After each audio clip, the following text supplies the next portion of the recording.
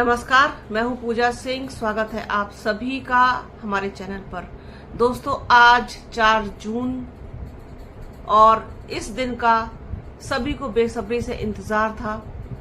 7 चरणों की लंबी प्रक्रिया के बाद यही वो दिन था जिस दिन नतीजे आने थे। और जैसा कि आप जानते हैं, 1 तारीख को जब आखिरी चरण की वोटिंग समाप्त हुई, उसके बाद एग्जिट पोल आ गए। और जैसे ही एग्जिट पोल आ गए, उसके बाद एक पूरी हवा बदल गई कि जिस तरीके से एग्जिट पोल आए कि भारतीय जनता पार्टी एनडीए पूर्ण बहुमत के साथ आ रहा है और 400 से ज्यादा उनको सीटें मिलती हुई दिखाई दे रही हैं एग्जिट पोल में। और दूसरी जो पार्टियां हैं, इंडिया अलायंस है, सबका सुपड़ा साफ हो गया, सबका सफाया हो गया।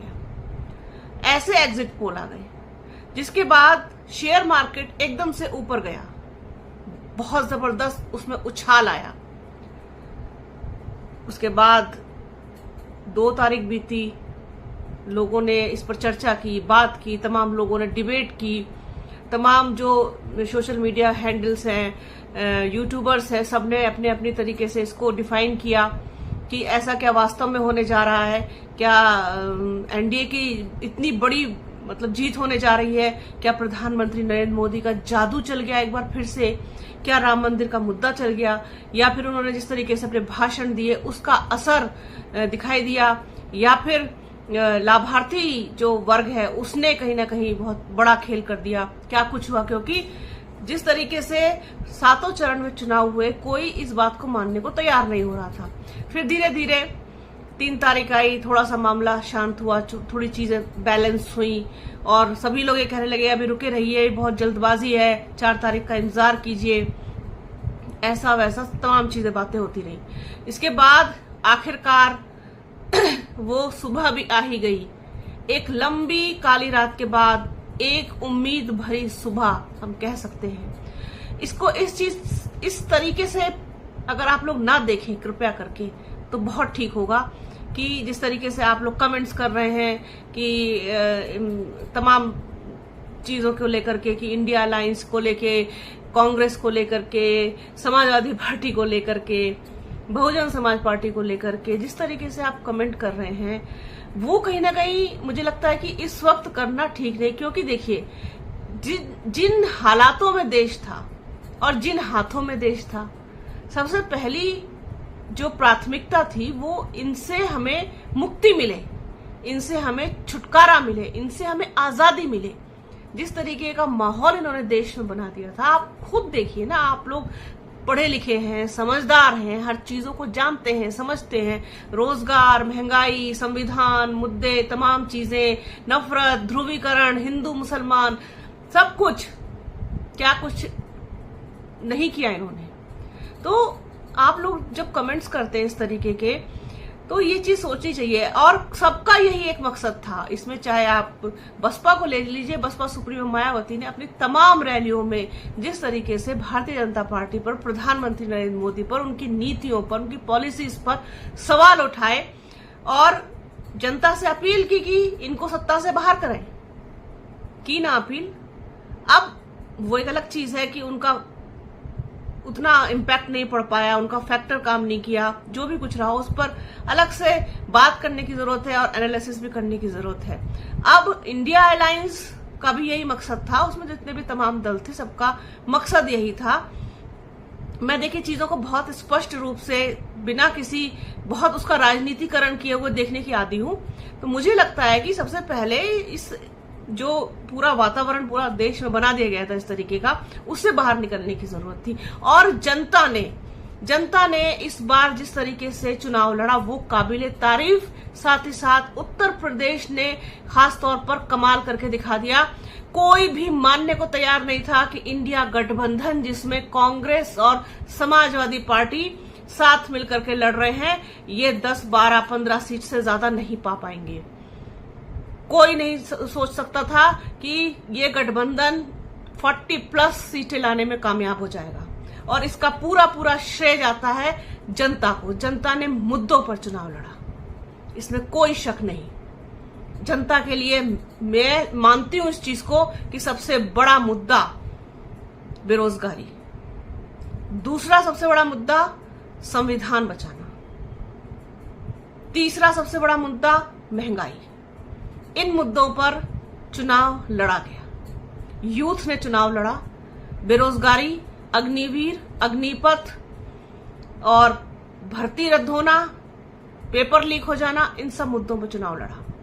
आपको अगर याद हो, मैंने एग्जिट पोल जब जिस दिन आए थे 2 तारीख को, उसके आने के बाद 2 तारीख की रात में मैंने वीडियो किया था कि ये एग्जिट पोल मेरे गले नहीं उतरते, ऐसा हो ही नहीं सकता। क्योंकि मैंने जो ग्राउंड पर देखा, जो जमीनी हकीकत देखी, जब लोगों से बातचीत की, लोगों से जानने का प्रयास किया कि क्या कुछ चल रहा है, तब उसी वक्त बहुत सारी चीजें निकल के सामने आई थी कि ये हो सकता है कुछ बहुत बड़ा। क्योंकि जिस तरीके से साइलेंट वोटिंग भी हुई है, वोटर एकदम साइलेंट था, तो वो चीज कहीं ना कहीं मुझे लग रहा था कि ये तूफान से पहले की खामोशी, और ये तूफान ही है। क्योंकि जिस तरीके से इन्होंने पूरा नैरेटिव बना कर रख दिया था, 400 पार, अब की बार 400 पार, अब की बार फिर से मोदी सरकार, एक बार फिर से भाजपा सरकार, तो ये चीजें मतलब बता रही थी कि ये जो नैरेटिव है, इसके पीछे जनता बहुत खामोश होकर खड़ी है।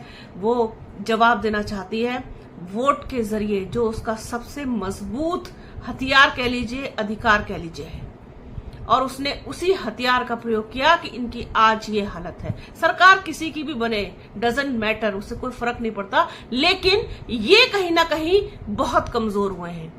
गर्दा उड़ा के रख दिया जनता ने, गर्दा। पश्चिमी उत्तर प्रदेश से लेकर के और पूर्वांचल तक कोई सोच सकता था कि उत्तर प्रदेश में इनकी ये हालत हो जाएगी, जहां पर इनकी खुद की सरकार है, खुद का शासन है, खुद का प्रशासन है, खुद की पुलिस है, सब कुछ इनका है, मुख्यमंत्री इनका है। वहां पर इंडिया अलायंस, जिसे लोग मतलब सीरियसली नहीं ले रहे थे, सीरियसली नहीं ले रहे, क्योंकि उनकी नजर में ना तो राहुल गांधी नेता है, ना अखिलेश यादव नेता है। जो इंसान राजनीति कर रहा है, किसी पार्टी का राष्ट्रीय अध्यक्ष है, किसी पार्टी का मुखिया है, जिसके पीछे लोग चलते हैं, खड़े होते हैं, वो कोई भी हो सकता है। मैं यहाँ किसी पर्टिकुलर की बात नहीं कर रही, यहाँ पे मैं बसपा सुप्रीमो मायावती के लिए भी यही बोलूंगी। उनके पास लोग हैं, उनके पास लोग चलते हैं पीछे, उनको सपोर्ट करते हैं, तो ऐसे सभी हैं। बिहार में भी बेहतर प्रदर्शन किया है, थोड़ा और बेहतर हो सकता था। महाराष्ट्र में काफी अच्छा किया है, हरियाणा में भी अच्छा किया है, और बंगाल में भी अच्छा किया है। बंगाल में इनकी हालत खराब हुई है। तो कुल मिलाकर के इंडिया अलायंस ने बहुत अच्छा चुनाव लड़ा, बेहतरीन चुनाव लड़ा, और एक मैसेज दे दिया जनता ने कि हमको एक हद तक ये आप मूर्ख बना सकते हो। और मैं हमेशा इस चीज को कहती आ रही हूं, जब से मैंने शायद वीडियो करना शुरू किए, कुछ 2-4 टॉपिक को छोड़ करके, बाकी मैं हमेशा रियलिटी पर ही बात करती हूँ। तो जो मुझे रियलिटी दिखती है उसमें मैं बोलती हूँ, किसी को अच्छा लगे चाहे बुरा लगे, मुझे इससे कोई फर्क नहीं पड़ता। तो आज की रियलिटी ये है, और इसको स्वीकार कीजिए। इसको स्वीकार करने में सबकी भलाई है। जो हारे हैं, जो नहीं जीत पाए, उनको अपना स्वयं आत्म अवलोकन करने की जरूरत है, खुद का आकलन करने की जरूरत है, आत्मचिंतन करने की जरूरत है कि आखिरकार ये हमारे साथ हुआ क्यों, कहां कमी रह गई, मेहनत में कहां कमी रह गई, योजना में कहां कमी रह गई, रणनीति बनाने में कहां कमी रह गई। तो उस पर बात करें, वो लोग सोचे, मंथन करें, कैसे भी करें। जिस राहुल गांधी को पप्पू कह के जनता नकारती रही, उस राहुल गांधी ने खुद को प्रूव कर दिया कि हम क्या हैं। अखिलेश यादव 2024 के प्लेयर नहीं होंगे। ये नैरेटिव बहुत दिनों से चल रहा था, बहुत दिनों तक चलाया गया, लेकिन अखिलेश यादव ने खुद को प्रूव किया। क्योंकि अखिलेश यादव हो, चाहे राहुल गांधी हो, चाहे तेजस्वी यादव हो, चाहे अरविंद केजरीवाल हो, चाहे बसपा सुप्रीमो मायावती हो, कोई भी हो, ये खुद को तभी प्रूव कर पाएंगे जब जनता इनका साथ देगी। और इस बार जनता ने इंडिया गठबंधन का साथ दिया। एक बड़ा वर्ग है ऐसा जो भारतीय जनता पार्टी का कमिटेड वोटर है, जिसको हम मिडिल क्लास का वोटर कह सकते हैं। मिडिल क्लास वोटर ने भारतीय जनता पार्टी का साथ नहीं छोड़ा, वरना ये और नीचे आते। अगर थोड़ी सी समझदारी इंडिया गठबंधन और दिखाता तो ये और ज्यादा नीचे आ सकते थे, इनकी सीटें और कम हो सकती थी। लेकिन सबसे बड़ी बात ये रही कि उत्तर प्रदेश में कोई भी मीडिया इनको 15 से ऊपर सीटें नहीं दे रहा था।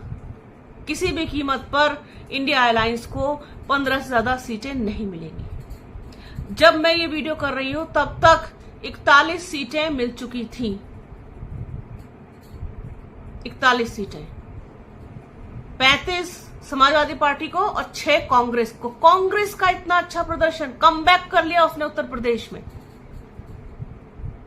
बाराबंकी सीट को कोई मानने को तैयार नहीं था कि यहां से कांग्रेस निकल जाएगी, पर मुझे पता था। मैंने वोटिंग के दिन लोगों से बात की है, वहां पर वोट के बाद बात की है, और ऐसे लोगों से बात की है जो भारतीय जनता पार्टी का कोर एंड कमिटेड वोटर हुआ करता था।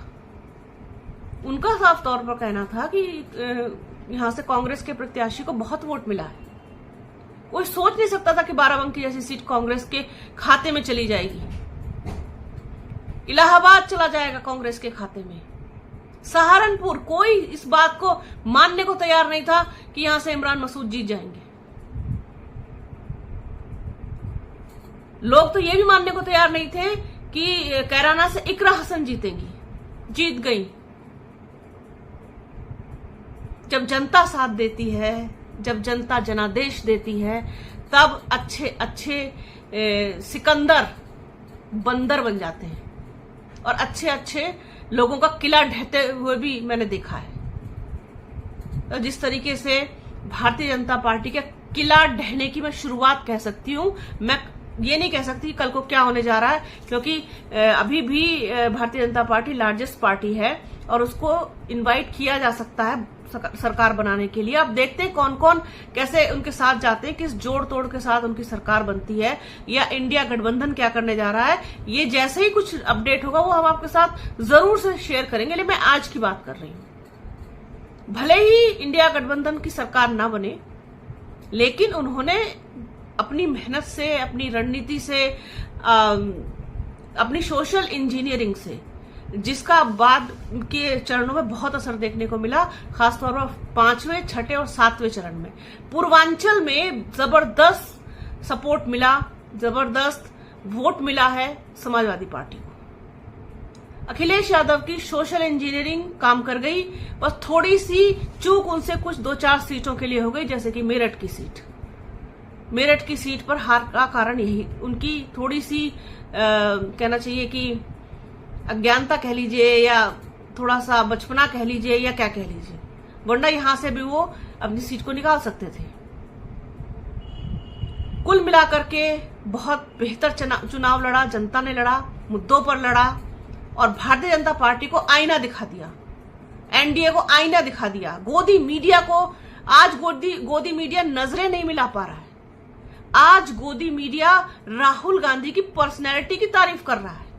वो गोदी मीडिया जो मजाक बनाता राहुल गांधी का, प्रियंका गांधी का, सोनिया गांधी का, मल्लिकार्जुन खड़गे का मजाक बनाते थे, ये लोग मजाक बनाते थे, कार्टून कहते थे राहुल गांधी को, और उसी कार्टून ने इनको चकरघंड बना दिया आज कि उसकी बात कर रहे हैं। बॉडी लैंग्वेज बदली हुई है, बहुत कॉन्फिडेंट नजर आ रहे हैं, कॉन्फिडेंस लेवल बढ़ गया है, आत्मविश्वास देखिए उनका। रायबरेली से जीत गए हैं, वायनाड से जीत गए हैं, और अमेठी में जिस तरीके से जनता ने स्मृति ईरानी को सबक सिखाया है, ये वाकई में सच्चे लोकतंत्र की जीत है।